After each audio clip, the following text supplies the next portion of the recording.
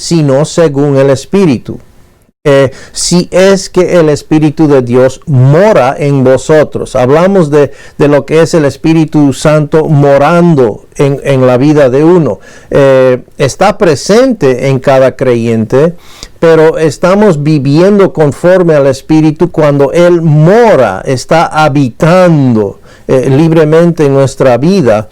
Entonces no estamos caminando conforme a la carne. Si el Espíritu Santo mora en nosotros, no estamos caminando conforme a la carne, ¿verdad? Pero dice, y si alguno no tiene el Espíritu de Cristo, es decir, un incrédulo, obviamente no es de Él, ¿ya? No es de Él, sencillamente. Ahora, miremos el siguiente versículo, 1 Corintios 6, 19, nos dice, ¿o ignoráis que vuestro cuerpo es el templo del Espíritu Santo, el cual está en vosotros, el cual tenéis de Dios, y que no sois vuestros? ¿No? Entonces, claramente vemos de que cada creyente tiene el Espíritu Santo y es su mayor aliado, pero el mayor adversario es la carne, ¿no? Es la carne. Entonces, estos dos lo tiene dentro de sí cada creyente. Versículo 17a, el Espíritu Santo y la carne se oponen totalmente entre sí. Fíjese lo que dice, porque el deseo de la carne es contra el Espíritu y el del Espíritu es contra la carne. Entonces, la carne tiene un deseo.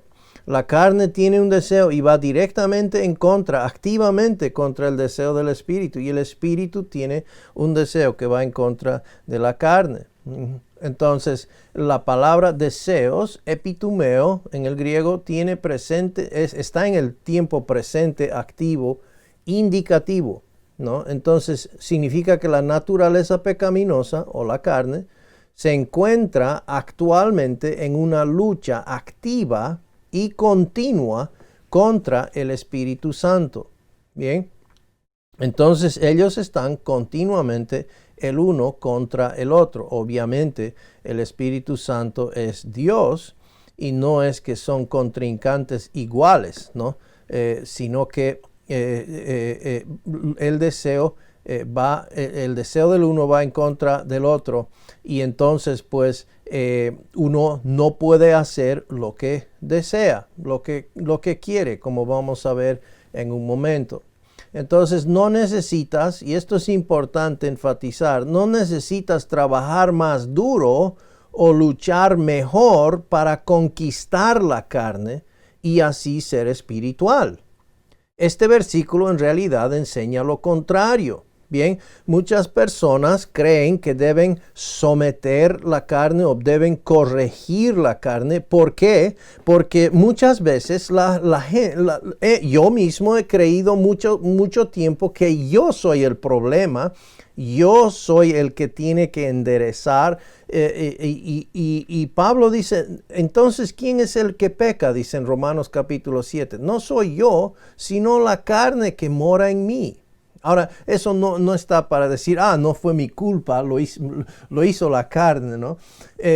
No, eso no es la idea aquí, pero debemos entender de dónde proviene este problema del pecado en nuestra vida para poder aniquilarlo, para poder tratar con él, ¿ok?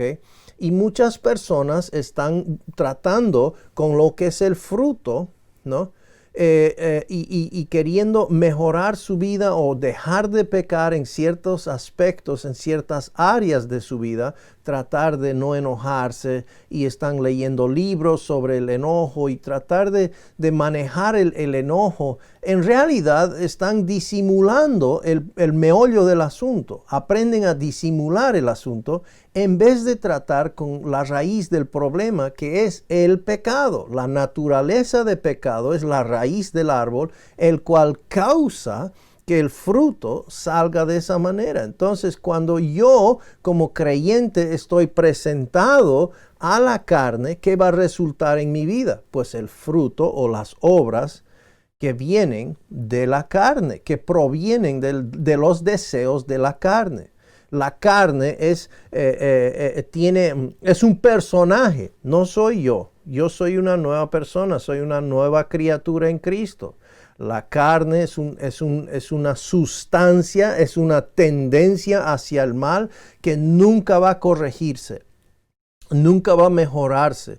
La forma en que al final Dios va a tratar con el pecado va a ser de erradicarlo, en el sentido de que yo voy a tener un nuevo cuerpo glorificado, me va a salvar de la presencia del pecado, el cual está incorporado en este cuerpo presente, ¿no? Entonces, tratando de explicar aquí, si vamos a vivir en verdadera santidad, tenemos que aprender cuál es el verdadero problema en nuestra vida, ¿no? Y queremos todos, yo sé, todos queremos ser espirituales, queremos vivir espiritualmente. Y pues no es por las obras de la ley, es por medio del Espíritu. Y el Espíritu pues entonces trata con la carne. Entonces este versículo dice, enseña lo contrario. Vamos a mirar un poco más. Este versículo enseña que a medida que andas en el Espíritu o conforme al Espíritu, no cumplirás los deseos de la carne. O sea, eso es promesa de Dios para todo creyente. Caminas conforme al Espíritu, no cumpliréis los deseos de la carne. En otras palabras, si por fe caminas por medio del Espíritu Santo, Dios promete que no cumplirás los deseos de la carne. Eso es la gracia de Dios para la vida del creyente. Dios quiere que caminemos por gracia. Entonces, la responsabilidad nuestra es fe activa. Y Dios trata con la carne pasivamente. Dios es el que obra el tema de la naturaleza pecaminosa. Él trata con eso. No es labor nuestra tratar o enderezar o cambiar o enseñar o dar nuevas. Muchas personas creen que la carne son malas costumbres o malas mañas que he aprendido, especialmente como incrédulo, y como creyente debo irlo enderezando o cambiando o enseñando nuevas mañas, por decir así, a la carne. Eso no es lo que está enseñando aquí, ¿ya? La carne tiene sus propios deseos, es algo que hemos heredado de parte desde que Adán pecó. Y entonces eso está dentro de nosotros, ¿ok? Ahora somos, como digo, una nueva naturaleza, somos una nueva creación. Entonces, ¿por qué pecamos, pues? Bueno, porque nos presentamos a la carne en vez de presentarnos al Espíritu, ¿bien? Entonces, si caminas por medio del Espíritu, y esto es importante también, solo si crees o sabes y luego lo consideras, que moriste con Cristo al poder y la influencia de la carne y ahora estás vivo para Dios, vivo para Dios. Dice Colosenses 2:20, y fíjense lo que dice, y esto es un versículo que lo conocemos, ¿verdad? Lo hemos escuchado bastante. Pues si habéis muerto con Cristo. Pero yo no escucho a muchos decir esto. Yo escucho a mucha gente decir, estoy tratando de morir o estoy muriendo a mi yo.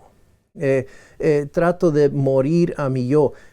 En realidad lo que ha pasado, lo que ha sucedido, lo que Cristo hizo ya es que nos ha llevado a la cruz con Él. Ya hemos muerto, hermanos. No hay necesidad de morir. Hay necesidad de contarlo como realidad. Esto ya es un hecho. ¿Y qué hace? ¿Qué es la diferencia entre yo tratar de morir y el hecho que ya he muerto? Bueno, uno pues requiere esfuerzo. Uno requiere de que yo tenga que tratar de alejarme del pecado. Yo tenga que tratar con el pecado. Yo tengo que tratar de hacerme muerto, ¿verdad? De no desearlo, ¿no? Cuando en realidad la verdad es que yo ya morí y simplemente necesito contarlo. O sea que el poder de la muerte Cristo en la cruz ya trató con eso, me incluyó a mí en la cruz, me identificó con Él, yo morí con Él. Y entonces yo he muerto con Él en cuanto a los rudimentos del mundo. ¿Por qué? Dice, como si vivieseis en el mundo, os sometéis a preceptos. A preceptos. Entonces, tiene lógica. O sea, si yo ya morí al pecado, pues ¿por qué si yo dejé de trabajar por un jefe, ¿no? Yo antes trabajaba para ese jefe, pero ya no, me despidió o yo me salí o lo que sea. Entonces, ¿por qué cuando ese jefe viene a mi casa y quiere seguir dándome órdenes, tengo que obedecerle? Pues ya no es mi jefe. Ya dejó de ser mi jefe. Yo no tengo por qué estar trabajando para él. ¿Acaso me paga? ¿Acaso me da? No, ya morí con él, a esa relación. Ya morí, ¿no? El jefe sigue vivo, pero yo ya morí a esa relación. Entonces, pues de la misma manera con Cristo, ya hemos muerto, hermanos. Fíjense, Colosenses 3:1 dice, si pues habéis resucitado con Cristo, claro, hemos muerto con Él, hemos sido sepultados y hemos resucitado con Él. Buscad las cosas de arriba, donde está Cristo sentado a la diestra de Dios. Poned la mirada en las cosas de arriba, no en las de la tierra. ¿Por qué? Porque allá estamos, allá nos ha colocado, eso es nuestro lugar. Colosenses 3:3 nos dice, porque habéis muerto, tiempo pasado ya sucedió una vez por todas, y vuestra vida está escondida con Cristo en Dios. Eso es nuestro lugar. Espiritualmente hablando, eso es nuestro verdadero lugar. Y lo que corresponde para nosotros es contarlo por la fe. Vivir a la luz de eso, por fe, ¿no? Entonces la obra ya ha sido hecha, pero nos corresponde activamente, nuestra responsabilidad es activamente contarlo diariamente, momento a momento, por la fe. Y cuando hacemos eso, cuando vivimos a la luz de eso, estamos caminando conforme al Espíritu. Y ahí es donde estamos estamos ahora pues en una postura de estar en una actitud en una respuesta de gracias, de gratitud. Ahí es pues donde queremos entrar en la palabra, estudiarla y conocerlo al Señor más. Ahí es donde queremos estar con los hermanos, pasar más tiempo con ellos, ¿no? Y esto es lo que sucede, ¿verdad? Como resultado. Y entonces estas verdades son tan importantes, hermanos, que me da mucha pena que no se enseñan porque tememos lo que la gracia es capaz de hacer y es totalmente contrario, ¿no?, a lo que es la realidad. Entonces, un punto muy importante es que la carne no está muerta. Okay. La carne no murió. Cristo no mató a la carne. Okay. Cristo no mató a la carne. Entonces, la carne no está muerta, pero se nos dice que nos consideremos muertos a la carne, o sea, al pecado, en este caso. Como digo, a esta persona del pecado que llevamos dentro. Romanos 6:10, que nos dice, porque en cuanto murió, al pecado murió una vez por todas, hablando del Señor Jesucristo, mas en cuanto vive, para Dios vive. Eso es la realidad de Cristo, pero también es tu realidad, porque tú has sido identificado en Cristo. Entonces al pecado moriste. Entonces ahora vives para Dios. Ahora el versículo 11 que nos dice, a la luz de eso entonces, dice, así también vosotros consideraos o contaos muertos al pecado, pero vivos para Dios en Cristo Jesús, Señor nuestro. Ahí está. Entonces ahí es donde radica la vida cristiana. en esa postura de contarnos muertos. Hermanos, qué increíble, cómo es nuestro Dios, increíble, que Él ha traído nuestra victoria en la vida cristiana, ¿ok? Por medio de algo que era pues nuestro fin, por medio de la muerte. Y eso es increíble. Que Dios lo haya hecho de esa manera, pero es así, hemos muerto y entonces estamos libres para poder servirlo. Ahora, versículo 17b, Pablo agregó, para que no hagáis lo que quisierais, ¿no? Entonces tenemos estos dos que están el un deseo contra el otro, lo que implica que no debemos hacer lo que naturalmente tendemos a hacer, porque la tendencia natural es hacer lo que la carne desea y no lo que el espíritu quisiera. La fe requerida para vivir la vida cristiana es siempre una dependencia activa. Y por eso digo, es necesario primeramente contarnos muertos al pecado, vivos para Dios en Cristo, y ahora estamos en una postura para estar agradecidos al Señor nuevamente a la luz de su gracia, y podemos pues ahora como resultado presentarnos al Espíritu, y no tiene sentido pues en esa mente presentarnos a la carne, pero por defecto, hermanos, nos presentamos a la carne. Eso es natural. Nos presentamos a la carne. Entonces tenemos un conflicto interno que es continuo. El Espíritu Santo, ¿no? Que lo que llamamos la forma de ver, lo que las Escrituras nos enseñan, una vista divina, que produce el fruto del Espíritu en nuestra vida. Y al contrario tenemos la carne, y esto es una vista humana, y lo que resulta son las obras de la carne, ¿no? Entonces ese conflicto está continuo en nuestra vida, ¿ya? Y dependiendo a quién yo ando presentado, es lo que va a resultar en mi vida, ¿bien?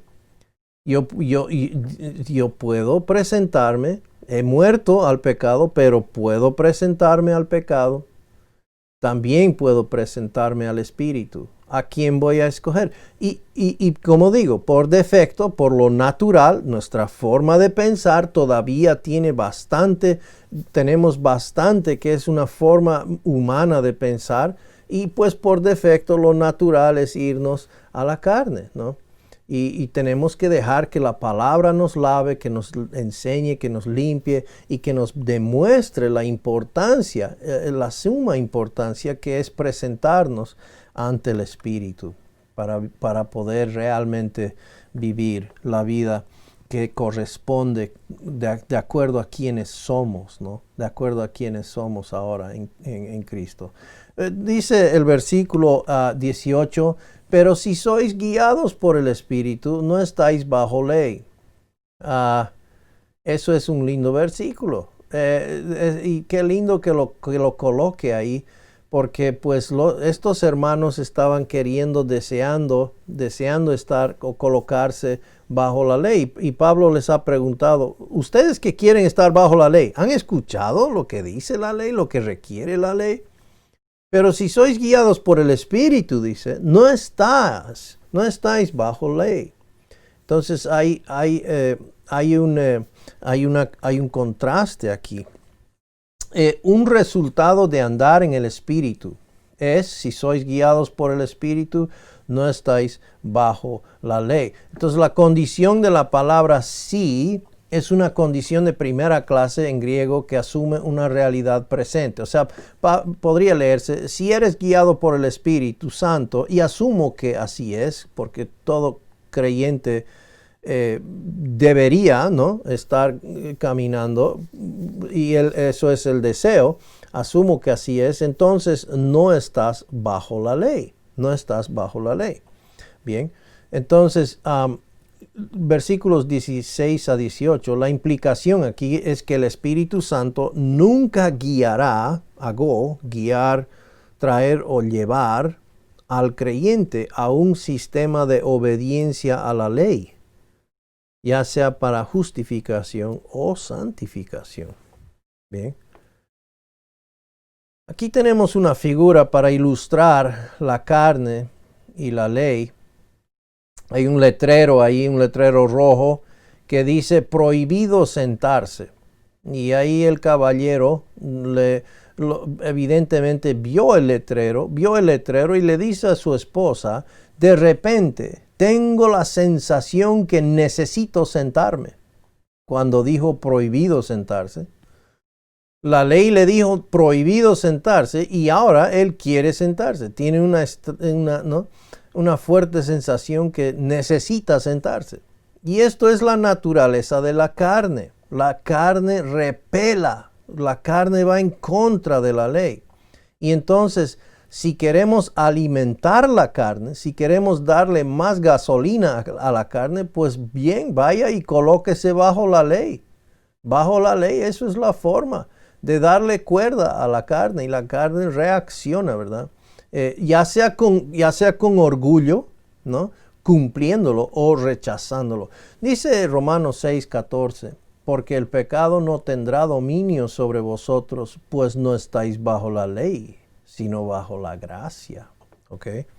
Sino bajo la gracia. Entonces, bajo la gracia, cuando caminamos según el Espíritu, no estamos bajo la ley, ¿ok?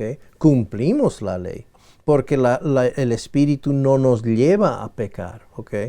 Pero no estamos bajo el sistema o el medio de la ley, lo que era estridente y imposible de cumplir, etc. Ahora, leamos versículos 19. Dice así, ahora bien, las obras de la carne son evidentes, las cuales son inmoralidad, impureza sensual, tenemos idolatría, hechicería, enemistades, pleitos, celos, enojos, rivalidades, disensiones, sectarismos, envidias, borracheras, orgías y cosas semejantes, contra las cuales os advierto, como ya os he dicho antes, que los que practican tales cosas no heredarán el reino de Dios. Bien, entonces aquí es bueno entender pues que van a ser evidentes las obras de la carne en nuestra vida. Jeremías 17:9 nos dijo que el corazón es engañoso, ¿verdad? Y a veces podemos estar engañados pensando que estamos caminando conforme al Espíritu, pero cuando vemos las evidencias, ¿no? Podemos parar y decir, wow, eso no provino del Espíritu, eso provino de la carne y tengo que parar, nuevamente contarme muerto al pecado, vivo para Dios en Cristo, ¿no? Y ahora pues nuevamente presentarme al Espíritu, porque pues evidentemente no estaba pues los resultados, lo demuestran. Veamos las implicaciones de andar en la carne frente a andar en el Espíritu Santo. Observemos los resultados de andar por la carne y en esta tarde solamente vamos a mirar lo que son las obras de la carne. Voy a dejar que el hermano Remberto enseñe la siguiente parte, creo que es el hermano Remberto que le corresponde la siguiente, enseñar el fruto singular del Espíritu. Y manifiestas son las obras de la carne que son, ¿no? Y vamos a mirar aquí brevemente, vamos a mirar aquí Romanos 8, 12 y 13. Romanos 8, 12 y 13 nos dice así. Así que, hermanos, deudores somos, no a la carne, para que vivamos conforme a la carne, porque si vivís conforme a la carne, moriréis. O sea, moriréis en vida relacional, vida espiritual con el Señor, en el sentido de nuestra comunión con el Señor muere. Mas si por el Espíritu hacéis morir las obras de la carne, viviréis. Fíjese cómo hacemos morir las obras de la carne por el Espíritu, ¿no? No lo hacemos nosotros en nuestro poder, nuestra fuerza, sino por el Espíritu. Y eso es Claro, lo que estamos mirando aquí un momento. Aquí hay una lista general de unos 15 pecados de la carne, de la naturaleza pecaminosa, que cualquier creyente podría potencialmente producir si él o ella camina según la carne. Ahora, yo aprecio esta enseñanza aquí porque la enseñanza es la misma para todos. ¿Okay? La misma enseñanza nos corresponde, es la misma manera de tratar con cada uno de nosotros. ¿Okay? Todo creyente lo trata el pecado de la misma manera, aunque lo evidenciamos probablemente de una forma o tal vez yo demuestro mi naturaleza pecaminosa diferente, siendo que pues tengo otra personalidad o qué sé yo, tengo inclinación a ciertas cosas que tal vez usted no. Pero el trato, la manera de tratar es la misma, la raíz es la misma, es la naturaleza pecaminosa, ¿no? Y dice Romanos 8:5, porque los que son de la carne piensan en las cosas de la carne, pero los que son del Espíritu en las cosas del Espíritu. Dice el versículo 6, porque el ocuparse de la carne es muerte, pero el ocuparse del Espíritu es vida y paz. Entonces, por cuanto los designios de la carne son enemistad contra Dios, porque no se sujetan a la ley de Dios, ni tampoco pueden. Y los que viven según la carne no pueden agradar a Dios. Entonces, el creyente que vive según la carne no puede, en ese momento, no puede, enfáticamente, no puede agradar a Dios, no en esa condición. Mas vosotros no vivís según la carne, sino según el Espíritu, si es que el Espíritu de Dios mora en vosotros. Y si alguno no tiene el Espíritu de Cristo, no es de él. Bien. Entonces, continuando aquí,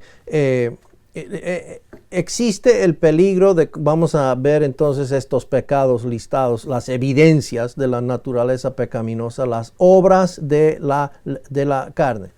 Entonces existe el peligro de cometer pecados sexuales y los menciona, son unos 4 aquí: adulterio, fornicación, inmundicia, lascivia, pecados sexuales, de naturaleza sexual.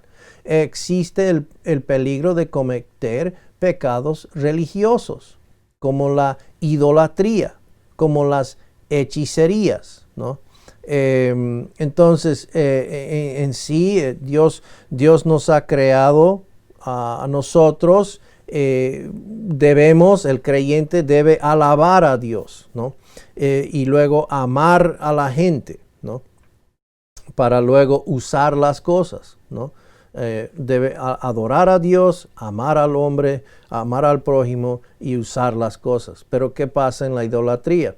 Usamos la gente, amamos a nosotros mismos y adoramos las cosas. Dios ni siquiera está ahí, ¿no? Y eso es lo que sucede. Estos son algunos resultados de lo que es la naturaleza pecaminosa en nuestra vida.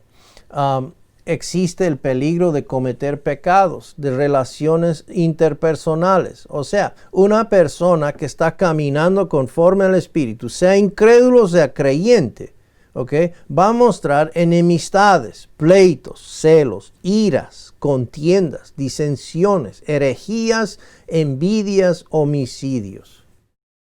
Increíble. Y no damos mucho énfasis tal vez a estos, pues siempre miramos las cosas que son externas, pero estas son cosas mayormente internas, ¿verdad? Y pues pensamos que son pecadillos, no son, ¿no? Como, ¿no? Entonces, sin embargo, fíjese, la fuente es la misma. La fuente es la carne, ha producido esto en nosotros. Y entonces, pues tenemos que estar, hermanos, entendiendo de que no hay diferencia en el pecado, pues la fuente es la misma. Y entonces, si estamos caminando, evidenciando esto en nuestra vida, no estamos agradando a Dios. Ahí es donde nos debe dar un despertar y decir, no, momento, yo no voy a seguir así, ¿verdad? Y nos debe dar una alerta. existe el peligro de cometer pecados de total abandono, como borracheras, orgías. ¿Y sabe qué? Una persona que está caminando conforme a la ley tiene estas cosas, aunque lo tiene probablemente escondido. A la vista de todos no lo demuestra, pero la persona que está mediante la ley tiene estas cosas en su vida. Solamente el que camina por medio del Espíritu puede caminar en integridad, mientras camina por el Espíritu, ¿ok? Porque caminamos en total dependencia de su poder sobre la carne, ¿verdad? Entonces, wow, es grave, ¿verdad? Es impresionantemente imprescindible que el creyente camine con el poder del Espíritu en su vida, contándose muerto al pecado, vivo para Dios en Cristo, presentado al Espíritu, ¿verdad? Para uso de justicia. Y entonces, estos son solo una muestra, ya que dice hay muchos otros pecados potenciales. Dice, y cosas semejantes a estas. Cosas semejantes a estas. Vemos en Lucas 6:45, el hombre bueno de buen tesoro de su corazón saca lo bueno, y el hombre malo del mal tesoro de su corazón saca lo malo, porque de la abundancia del corazón habla la boca. No es lo que entra a la boca, sino lo que sale, porque sale del corazón, ¿verdad? Y ese es el meollo del asunto.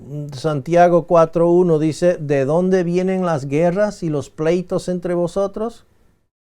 ¿No es de vuestras pasiones, las cuales combaten en vuestros miembros? ¿No? Entonces la carne es la fuente de lo que resulta, ¿no? Estas evidencias en nuestra vida. Estos pecados no están enumerados necesariamente en orden de progresión en la vida de una persona. Aunque cuando un creyente camina según la carne, generalmente comienza con los pecados de la mente y luego conduce a pecados externos o evidentes, ¿no? Vamos a mirar, por ejemplo, Santiago 1, versículos 13 a 16. Dice, cuando uno es tentado, no diga que es tentado de parte de Dios, porque Dios no puede ser tentado por el mal, ni Él tienta a nadie.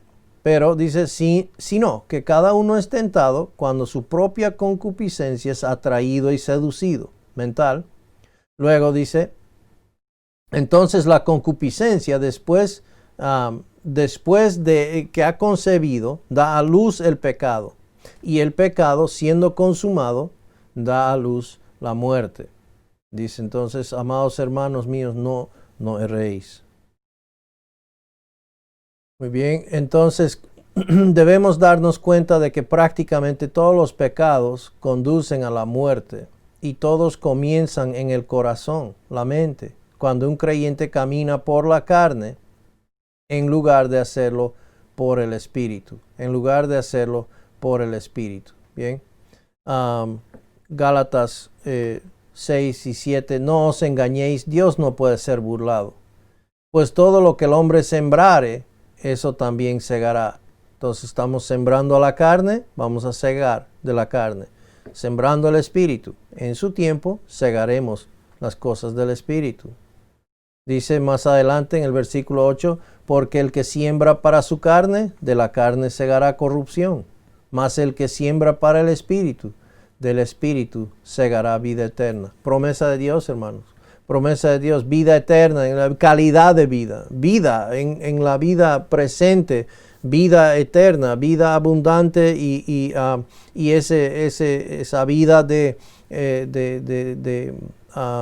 refrescamiento que Cristo dijo que iba a haber, iba a darnos paz, descanso si poníamos sobre nosotros su yugo, que es liviano, ¿verdad? Entonces, todo esto está hablando en el mismo sentido. Cosechamos lo que sembramos. Y si vamos a sembrar a la carne, tarde o temprano, téngalo por seguro, va a cosechar lo que es de la carne. Entonces, tan importante que sembremos pues al Espíritu y tarde o temprano vamos a cosechar del Espíritu y para la gloria de Dios, ¿no? Gálatas 5:21, este versículo dice que las personas que hacen las cosas que encontramos en esta lista son personas que no heredarán el reino de Dios. Vamos a tomar un momento para explicar este versículo. Que los que practican tales cosas no heredarán el reino de Dios. Y algunos pues dirán, ahí está, ¿no? Si uno hace estas cosas, entonces no es un verdadero creyente o ha perdido su salvación o dejó de, ¿no? Miremos detenidamente, según la Escritura y otras Escrituras, cómo debemos entender este versículo correctamente, apropiadamente. Los que practican. Pablo señaló que las personas no salvas, incrédulas, no tendrán parte en el reino de Dios, ¿ya? No tendrán parte en el reino de Dios. Y versículo, Colosenses 3:6 nos dice, cosas por las cuales la ira de Dios viene sobre los hijos de desobediencia, versículo 7, en las cuales vosotros también anduvisteis en otro tiempo, cuando vivíais en ellas, ¿no? 1 Corintios 6, 9 al 11 dice, ¿no sabéis que los injustos no heredarán el reino de Dios? No erréis, ni los fornicarios, ni los idólatras, ni los adúlteros, ni los afeminados, ni los que se echan con varones, ni los ladrones, ni los avaros, ni los borrachos, ni los maldicientes, ni los estafadores heredarán el reino de Dios. Wow. Entonces, versículo 11, y esto erais algunos, mas ya habéis sido lavados, ya habéis sido santificados, ya habéis sido justificados en el nombre del Señor Jesús y por el Espíritu de nuestro Dios. Entonces, si ya hemos sido lavados de estas cosas, si ya hemos sido santificados de estas cosas, ¿por qué pues caminaríamos en estas cosas nuevamente, verdad? No tiene sentido, no va conforme a quienes somos, ¿ya? Pero una cosa es no deberíamos y la otra cosa es no puede, ¿no? Algunos quieren decir, no, si es verdaderamente lavado, no puede caminar en estas cosas. No dice eso. Las personas que no heredan el reino de Dios actúan de esta manera, hacen estas cosas. Y nosotros éramos de este grupo, pero ahora somos este grupo. ¿Y cómo deberíamos comportarnos? Pues no como éramos, deberíamos comportarnos de otra manera, ¿verdad? Como corresponde.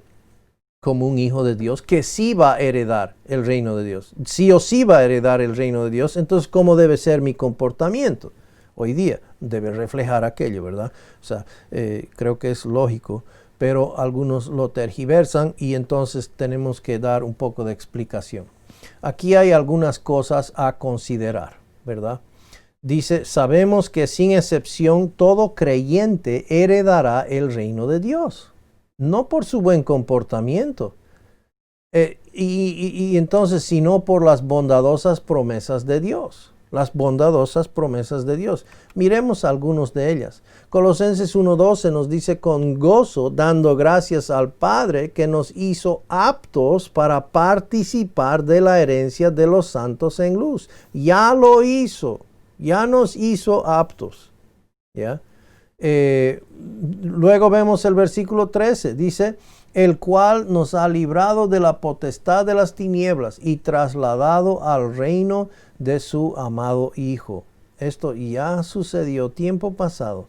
Nuevamente, Efesios 1:18 dice, alumbrando los ojos de vuestro entendimiento para que sepáis cuál es la esperanza a que Él os ha llamado. ¿Y cuáles son las riquezas de la gloria de su herencia en los santos? Hermanos, no se adquiere, no se consigue la herencia viene a uno. Y ya hemos recibido por su gracia la herencia. Entonces, eso es bien como digo, bien importante. Pues la herencia no es una cosa que lo hacemos, no es las recompensas. El creyente va a conseguir, por medio de su fe, al caminar, consigue recompensas, pero eso no es la herencia. La herencia tiene que ver con la salvación, tiene que ver con las promesas de Dios incondicionales para todo creyente. Bien, entonces vamos avanzando aquí. Sabemos que nuestra futura glorificación como creyentes no se basa en nuestra capacidad de evitar de pecar, ¿verdad? Sino en las promesas de Dios. Porque 2 Timoteo 1:9 nos dice, quien nos salvó y llamó con llamamiento santo, no conforme a nuestras obras, sino según el propósito suyo y la gracia que nos fue dada en Cristo Jesús antes de los tiempos de los siglos. Entonces, Romanos 5:9 que dice, pues mucho más estando ya justificados en su sangre, por él seremos salvos de su ira. No hemos sido justificados en nuestras obras. Fuimos justificados por medio de su sangre y es promesa de Dios para todos los que son de la fe en Cristo. Bien. Y luego tenemos 1 Corintios 3:15 y nos dice, si la obra de alguno se quemare, algún creyente se quemare, él sufrirá pérdida, si bien él mismo será salvo, aunque así como por fuego. ¿Yeah? Será una vergüenza posiblemente, así como los que el edificio se le quemó, la casa se le quemó y tuvo que salir corriendo y es como que su ropa sigue humeando, ¿no? Y salió en su pijama, ¿no? Y la niña sosteniendo su peluche, ¿no? Su osito. De apenas salieron de ahí, ¿no? Algunos van a entrar al cielo de apenas, por decirlo así, ¿no? Sin nada que demostrar de obras que han hecho mientras vivieron, pero van a entrar. No es que no van a entrar, sí van a entrar. La herencia lo tienen, ¿ok? Pero así como por fuego, ¿ya? Y no queremos eso, ¿verdad? Ninguno de nosotros creo que queremos pasar por eso. Entonces, imprescindible que aprendamos a caminar correctamente en el poder del Espíritu y no en las obras de la ley. Si fuéramos infieles, dice, Él permanece fiel. Él no puede negarse a sí mismo. ¿Ok? ¿A qué se refiere? Al Espíritu Santo que mora en el creyente. A sí mismo. Él no niega. Y el Espíritu Santo nos fue dado. ¿Hasta cuándo? Hasta el día de la redención. Bien. Entonces, hasta que Él venga a recogernos y a llevarnos para estar con Él. Entonces, sabemos que nuestra justicia se basa en la obra de Cristo, quien por la gracia de Dios nos justificó como un regalo gratuito, ¿no? Gratuito. Tenemos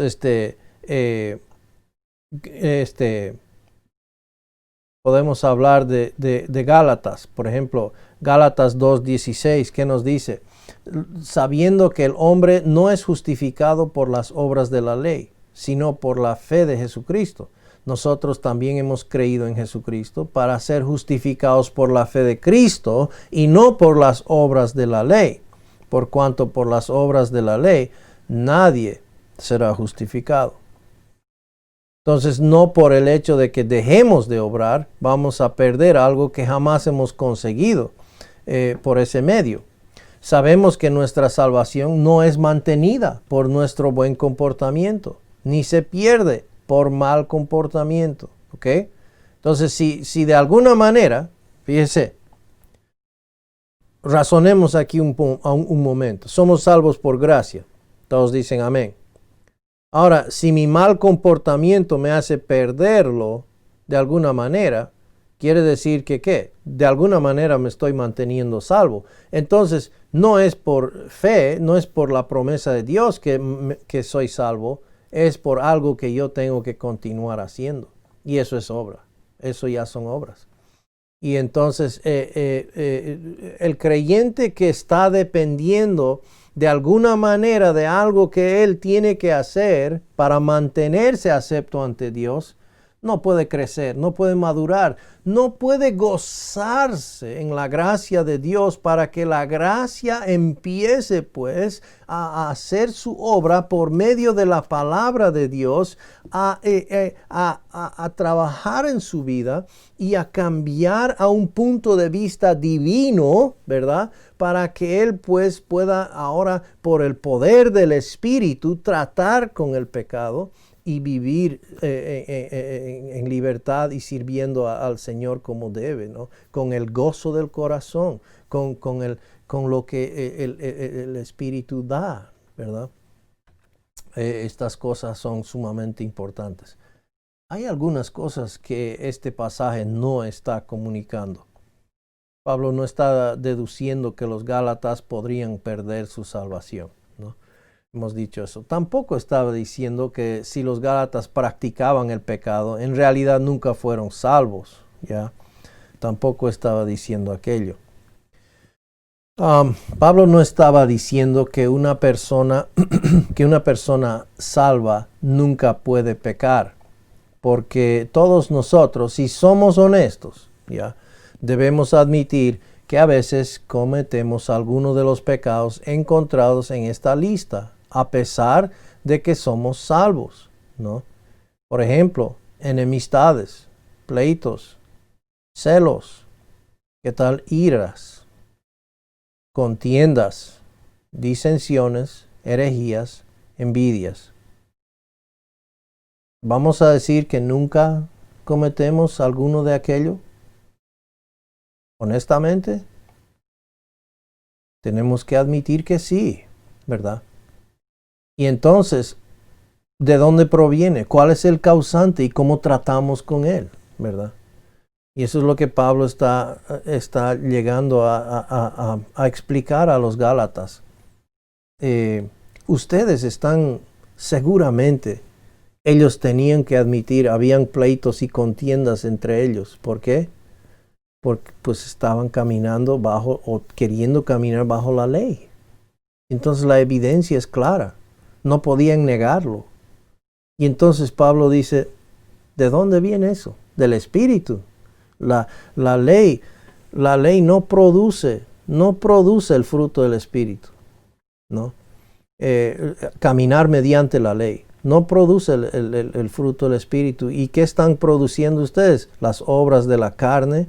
Y las obras de la carne pues van en contra, ¿no? de lo que es el Espíritu. Entonces, esto era muy importante. Y entonces, ¿cómo es que ellos iban a hacer un testimonio positivo ante la gente si estaban caminando mediante las obras de la ley, ¿verdad?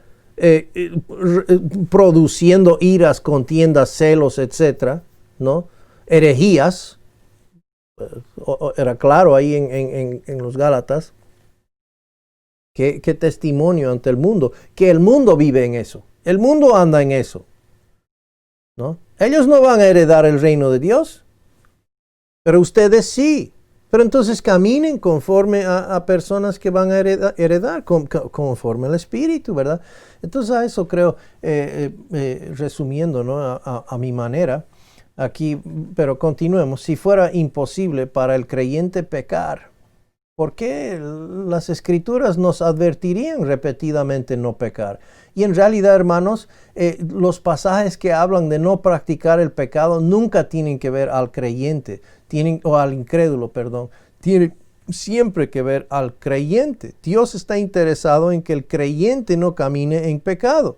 Si fuera imposible para el creyente pecar, entonces, ¿por qué diría? ¿Por qué enseñaría? Hijitos míos, estas cosas os escribo, dice 1 Juan 2:1, para que no pequéis. Y si alguno hubiere pecado, abogado tenemos para con el Padre, a Jesucristo el justo, ¿no? Romanos 6:12 que nos dice, no reine pues el pecado en vuestro cuerpo mortal. Y eso está hablando no de los pecados, está hablando de la naturaleza pecaminosa reinando en mi vida, de modo que lo obedezcáis en sus concupiscencias. No debe ser, no debe ser así. Efesios 4:25 dice, por lo cual, desechando la mentira, hablad verdad cada uno con su prójimo. ¿Por qué? Porque somos miembros los unos de los otros. Airaos, pero no pequéis. No se ponga el sol sobre vuestro enojo, ni deis lugar al diablo. El que hurtaba, no hurte más, sino trabaje, haciendo con sus manos lo que es bueno, para que tenga que compartir con el que padece necesidad. Ninguna palabra corrompida salga de vuestra boca, sino la que sea buena para la necesaria edificación, a fin de dar gracias a los oyentes. Y no contristestéis al Espíritu Santo de Dios, con el cual fuisteis sellados para el día de la redención. Quítese de vosotros toda amargura, enojo, ira, gritería y maledicencia y toda malicia. ¿Cómo lo hacemos? Caminando conforme al Espíritu. Antes sed buenos unos con otros, misericordiosos, perdonándoos unos a otros, como Dios también os perdonó a vosotros en Cristo. Ahí está la razón por el cual debemos perdonarnos. La gracia de Dios nos ha perdonado todo en Cristo, ¿verdad? Entonces, avanzando aquí, Pablo no estaba comunicando que un creyente podría ser excluido del venidero reino milenial, aunque sabemos que una persona podría perder coronas, autoridad o recompensas. Por ejemplo, 1 Corintios 3:8. Y el que planta y el que riega son una cosa, aunque cada uno recibirá su recompensa conforme a su labor de fe.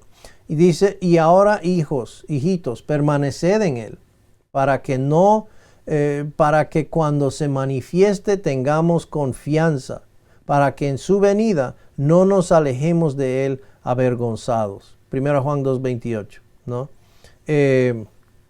Entonces, esta es la realidad del creyente. Hechos 20:25, que nos dice, voy a ver si Hechos 20:25 dice, y ahora, he aquí, yo sé que ninguno de todos vosotros, entre quienes he pasado predicando el reino de Dios, verá más mi rostro. Entonces, Pablo enseñó fielmente a los creyentes acerca del venidero reino de Dios, tal como deberíamos hacerlo hoy, ¿no? Y bueno, esos versículos les dejo para ustedes, para leer en casa. En 1 Corintios 6:9-11, que dice, ¿no sabéis que los injustos no heredarán el reino de Dios? No erréis, ni los fornicarios, etcétera, etcétera, ni todas estas personas heredarán. Y eso es lo que éramos, dijo, lo hemos leído, ¿verdad? Pablo tuvo cuidado de distinguir que solo las personas que no tienen la justicia imputada de Dios serán excluidas del reino. Los cristianos no son parte de este grupo. ¿Por qué? Porque ya han sido, justificados, ya han recibido la justicia de Dios. Entonces, ¿cómo deben de caminar? Pues como personas justificadas. Colosenses 1:13 nos dice como parte integral, y Colosenses 1:13 vamos a leer, dice, el cual nos ha librado de la potestad de las tinieblas y trasladado al reino de su amado Hijo. Como parte integral de nuestra salvación por gracia, es que instantáneamente se nos otorgó la ciudadanía en el reino venidero de su Hijo, ¿no? Entonces, 1 Tesalonicenses 2:12 nos dice así, y os encargábamos que anduvieseis como es digno de Dios, que os llamó a su reino y gloria. Bien, entonces, debido a nuestra cierta participación en el reino futuro, Pablo alentó a los creyentes a andar de una forma digna del llamado de Dios, ¿no? Como hijos de Dios, reflejando nuestra verdadera ciudadanía, nuestra verdadera identidad. Segunda Pedro 1:10-11, Pablo quería que sus lectores tuvieran una entrada rica, recompensas y posiciones de gran autoridad en el reino eterno venidero que comenzara con el milenio y se extenderá, hasta la eternidad. Leeremos 2 Pedro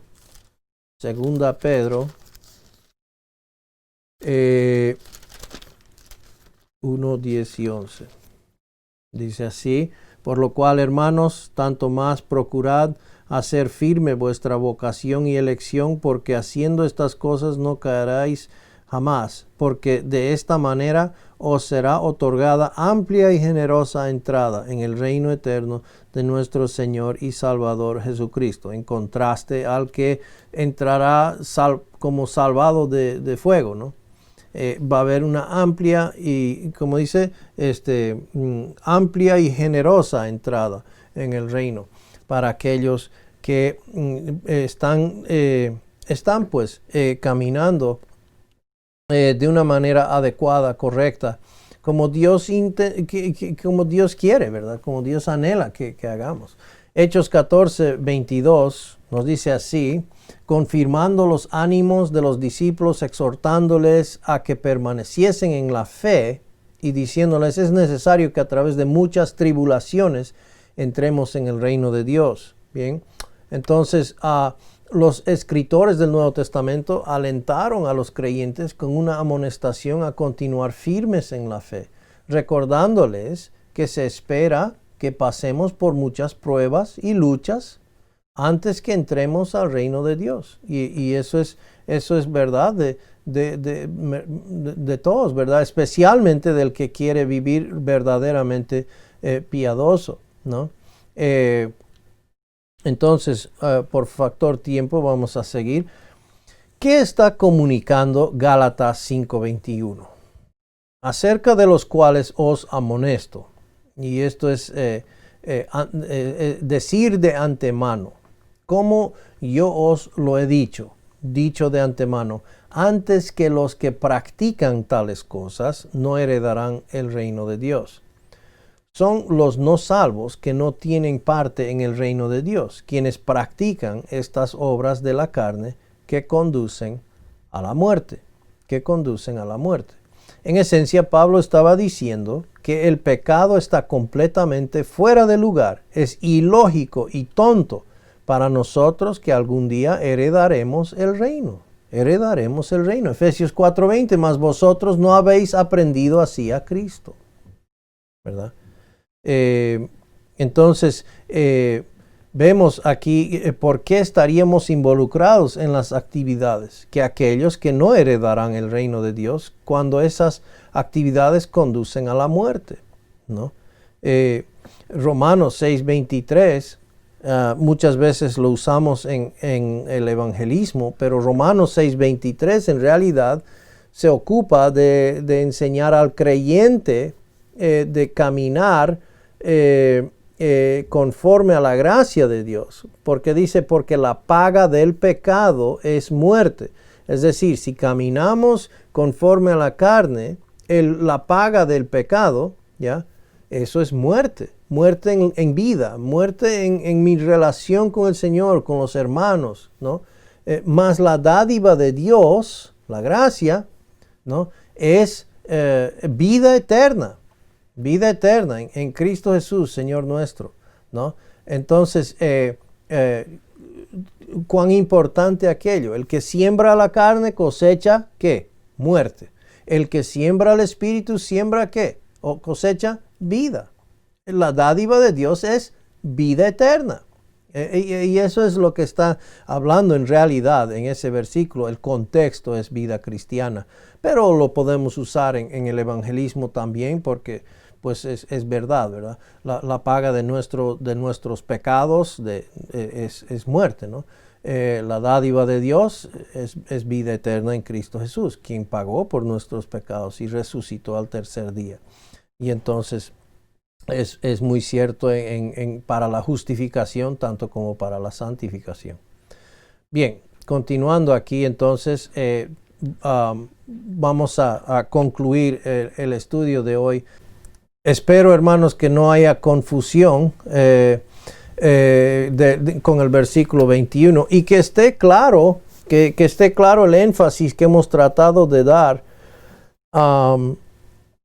¿Cómo es que Dios ha diseñado la vida cristiana, verdad? O sea, Dios, quien es el creador del universo, el que sabe todo y el que busca adoradores que le adoren en espíritu y en verdad, pudo habernos quitado la carne y directamente podíamos haber sido perfectos. ¿Por qué dejó la carne ahí? ¿Por qué dejó este bicho? Es como que un perro que sale del lodo todo mojado y hediondo y luego se sacude, ¿verdad? Y todo lo deja pringado. Y eso es la carne, ¿no? ¿Por qué dejaría algo así tan horripilante en nuestra vida? Y pues Dios en su sabiduría hizo que la vida cristiana sea en dependencia a Él. ¿Y por qué? Porque cuando dependemos de Él, cuando es entonces que somos débiles y Cristo es hecho fuerte, entonces Cristo es glorificado en nuestra vida. Y no nos olvidemos que la salvación de principio a fin es para la gloria de Dios y no para la gloria del hombre. Entonces Dios ha dejado la carne ahí para que nosotros, por medio de su palabra, caminando en el poder de su Espíritu, aprendamos y contemos con la realidad espiritual que ya hemos muerto con Cristo, estamos vivos para Dios en Cristo y pues ahora podemos libremente al Espíritu presentar los miembros de nuestro cuerpo que tal vez no son muy, qué sé yo, impresionantes, pero podemos presentarlo libremente y el Espíritu Santo pues entonces toma control y Él puede utilizarnos de la manera que su soberanía y su manera que desea hacerlo para la gloria de Dios. Y eso es impresionante y es algo que nos llena de gozo cuando lo hace, ¿verdad? Y entonces no queremos hacer eso y algunas veces yo me acuerdo en mi vida hacerlo por accidente, porque pues ya llegué al final de mi soga, al final de que ya no podía con mis fuerzas y caía en mi cara y decía, oh Señor, ayúdame, por favor, Señor, rescátame de esta situación. Y pues entonces el Señor en su misericordia se inclinaba y me levantaba y nuevamente me paraba. Y una vez que me paraba el Señor, bueno, gracias Señor, nos vemos a la vuelta. Y otra vez disparaba por medio de la carne. Y era hasta que otra vez caía en mi cara y nuevamente, Señor, dependo de ti, no puedo sin ti. Y pues entonces la vida cristiana no es para vivirla así. Eso es una vida frustrada y una vida pues no trae fruto. Él quiere que lo hagamos activamente, reconociendo nuestra realidad, necesidad y dependencia de Él. Pues el poder del Espíritu y las promesas de Dios entonces son activados en nuestra vida, ¿verdad? Y viene la vida eterna como experiencia, ¿no? La dádiva, la paga del pecado es muerte en mi vida cotidiana. Si yo voy a caminar conforme a la carne, voy a sembrar muerte, corrupción en mi vida, ¿ya? Herejías, contiendas, celos, esas cosas son muerte. Pero si voy a sembrar al Espíritu, ¿qué? Él va a haber cosecha en mi vida de lo que vamos a ver el día jueves con el hermano Remberto, y espero que vuelvan el día jueves porque esta historia continuará, ¿bien? Y viene lo positivo, viene lo lindo, viene lo bueno. Hemos visto lo negativo hoy día. Y vamos a ver lo positivo de lo que viene a consecuencia de presentarnos al Espíritu, que resulta en nuestra vida como Dios lo promete. No es nada místico, no es nada sobre todo, no hay que ser superdotado. Dios lo promete, aquel que camina conforme al Espíritu.